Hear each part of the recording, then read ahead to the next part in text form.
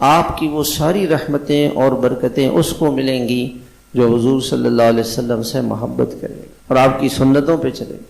اور محبت کا پتہ کیسے چلے گا کہ وہ آپ کی غلامی کتنی اختیار کتنی غلامی اختیار۔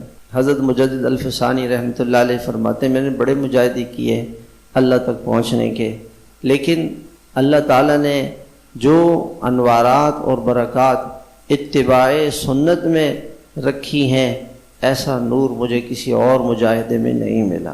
حضور صلی اللہ علیہ وسلم کی برکتیں رحمتیں آپ کی سنتوں میں اللہ پاک نے رکھی۔ خادم سے کہا لونگ لے کر آؤ، لونگ لے کر آؤ، وہ لے کر آ گیا تو 4 لونگے لے کر آئے۔ ناراض ہو گئے کہ تمہیں پتہ نہیں حضور صلی اللہ علیہ وسلم کوئی چیز کھاتے تھے تو طاق کھاتے تھے، 3 5 اس طرح سے وضو میں 3 مرتبہ دھو رہے ہیں، کھجور سے افطار کر رہے ہیں، 1 کھجور یا 3 کھجور، پانی کے 3 گھونٹ، ہر چیز میں طاق، طواف کرنا ہے تو 7 چکر، بہت ساری چیزوں میں اللہم اجرنی من النار 7 مرتبہ پڑھنا ہے، بہت ساری دعائیں 3 مرتبہ 7 مرتبہ۔ تو فرماتے تھے کہ تمہیں پتہ نہیں لونگ لے کر آنی ہے تو طاق لے کر، سنتوں کا اہتمام کرتے تھے۔ تو جتنا ہم اللہ تعالیٰ کا قرب چاہتے ہیں آپ صلی اللہ علیہ وسلم کی ہر سنت کو پورا کریں۔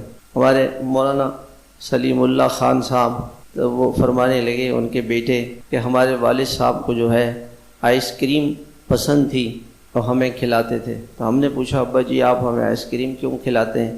کہنے لگے حضور صلی اللہ علیہ وسلم کو 2 چیزیں پسند تھی، ٹھنڈی اور میٹھی۔ آئس کریم ٹھنڈی بھی ہوتی ہے میٹھی بھی ہوتی ہے،